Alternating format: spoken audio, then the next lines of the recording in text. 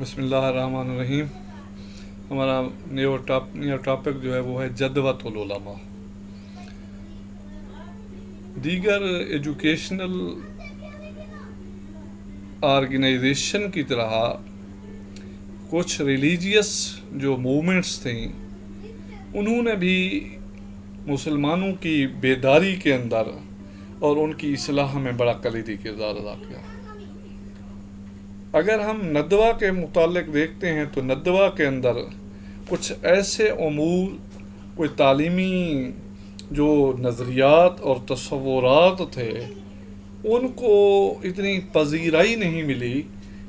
تو ان کی اس تحریک کے اوپر ایک ری ایکشن جو ہے وہ آیا، وہ تھا جدوت کی طرف سے. جدوۃ العلماء کی جو سرپرست ہے اور سرپرستی کی وہ امام الہند اعلیٰ حضرت امام احمد رضا خان بریلوی علیہ رحمہ تھے، جنہوں نے جدوۃ العلماء کی بنیاد رکھتے ہوئے جو مسلمانوں کے عقائد تھے ان کے اوپر بھی گفتگو کی کہ تعلیم کے تصور کے ساتھ ساتھ جو مسلمانوں کا مسلم سکول آف تھاٹس ہیں، جو ان کا مائنڈ سیٹ ہے، ان کے اندر آپ ماڈرنٹی اختیار کرتے ہوئے جو ان کی فنڈامنٹل ٹیچنگز ہیں، اسلامی تعلیمات ہیں، ان سے کنارہ کشی نہیں کرنی چاہیے، چیزوں کو مکس نہیں کرنا چاہیے. جدیدیت کے نام پر جو اسلام کی بیسک خصوصیات ہیں، بالخصوص جو پرافٹس ٹیچنگ، پرافٹ سٹیٹس اور اس کے حوالے سے نقطہ نظر ہے، جو ایمان کا پیمانہ ہے وہ کیا ہے، وہ قائم و دائم رکھنا چاہیے. تعلیمی کوششوں کے ذریعے ایسا کوئی نظام قائم نہ کر دیں جیسے اسلام کے بنیادی جو عقائد و نظریات ہیں ان کو ٹھیس نہ پہنچے. اعلیٰ حضرت امام الہند 1854 میں پیدا ہوئے، بریلی کے مقام پہ پیدا ہوئے، اس لیے انہیں بریلوی بھی کہا جاتا ہے اور ان کے جو فالوورز ہیں وہ بھی بریلوی کہلاتے ہیں. اور اسی طرح دیکھتے ہیں ان کا انتقال جو ہے وہ 1921 میں ہوا. وہ وقت کے نہ صرف امام بلکہ اعلیٰ پائے کے دانشور، محقق، مفکر اور فلاسفر ہونے کے ساتھ ساتھ عالم دین تھے. ان کی کتاب فتاوی رضویہ بے شمار جلدوں پہ، آلموسٹ 37 والیومز پہ مشتمل ہے، جس کے اندر طرح طرح کے مسائل کو انہوں نے نہ صرف ہائی لائٹ کیا بلکہ ان کا سلوشن بھی نکالا. اور اسی طرح اگر ہم ان کی ابتدائی لائف کی طرف دیکھیں تو وہ ان کے متعلق یہ کہا جاتا ہے، تمام مکاتب فقہ سے تعلق رکھنے والے محقق لکھتے ہیں کہ صرف 11 سال کی عمر میں انہوں نے قرآن مجید نہ صرف حفظ کر لیا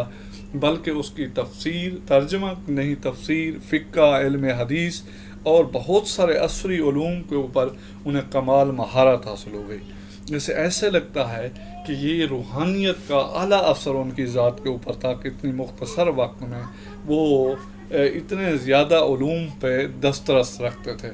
تو ان ندوہ کے ریئیکشن کے طور پر جب انہوں نے جدوہ بنایا تو ایک بیسک چیز اس کے اندر جو انہوں نے تھی وہ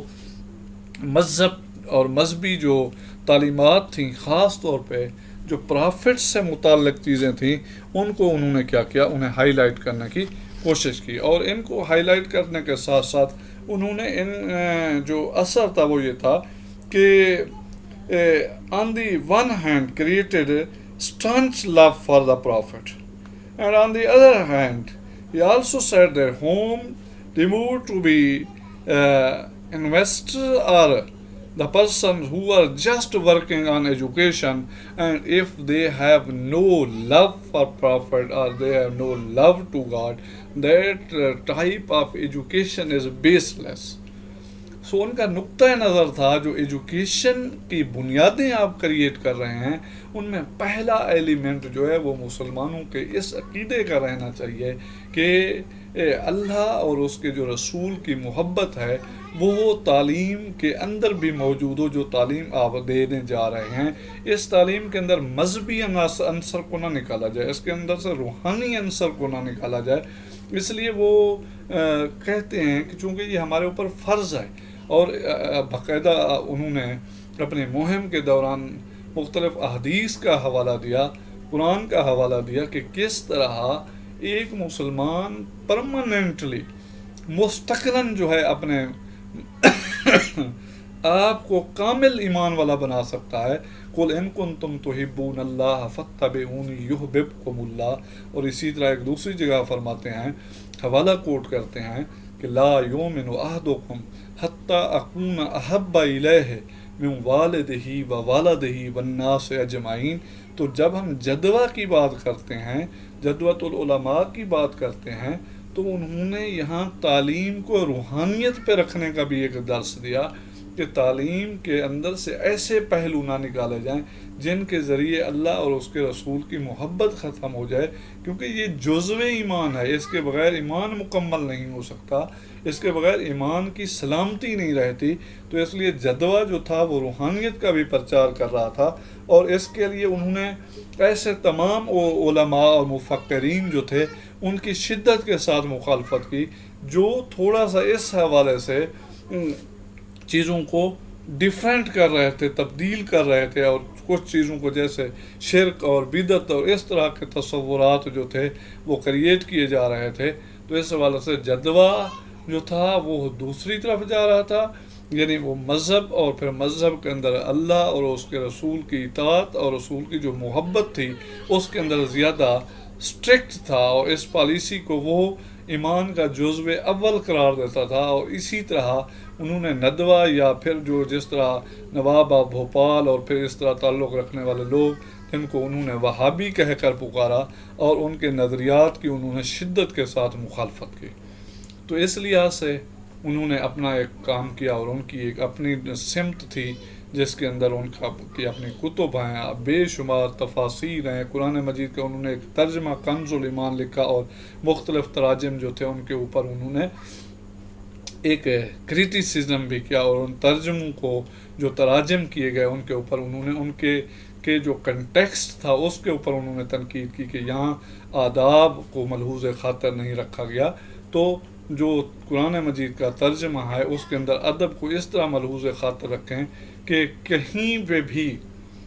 کسی جگہ پہ بھی ان کا خیال تھا کہ گستاخی کا شائبہ تک نہ ہو. تو اس کے ساتھ ساتھ انہوں نے مختلف احادیث کی تشریح کی، اور تفسیر کے ساتھ ساتھ فتاوی رضویہ، اور پھر انہوں نے اعلیٰ پائے کی جو کتب اپنا نعتیہ کلام ہدایت بخش کے نام سے ان کا موجود تھا. تو اس طرح ایک نئی سمت انہوں نے تعین کیا، اور جو اسلام کی پہلے سے بنیادی اقدار چلی آ رہی تھی ان کو بھی انہوں نے جاری رکھنے کا پرچار کیا. تو یہ ندوہ سے ڈیفرنٹ تھا، اور یہ ندوہ اور دارالعلوم دیوبند دونوں سے ڈیفرنٹ تھا. ندوہ اور دارالعلوم دیوبند جو تھے وہ دوسرے ایک سلسلے کی طرف جا رہے تھے، اور ان کے اندر تھوڑی تھوڑی چیزیں اب ایسی آ رہی تھیں جو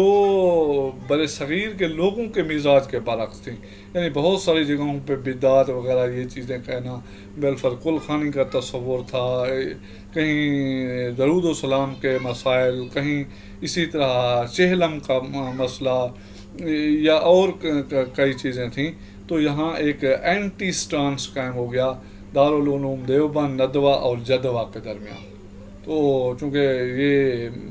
ہمارا ٹاپک نہیں ہے کہ ان اختلافات کی کیا نوعیت تھی، ہمارا ٹاپک یہ ہے کہ ندوہ نے کیا رول پلے کیا، جدوہ نے کیا رول پلے کیا، اور دارالعلوم دیوبند کا کیا رول تھا. ہم انہیں ان کے رول کے مطابق دیکھتے ہیں کہ مسلمانوں کی ڈیولپمنٹ میں انہوں نے کتنا حصہ ڈالا.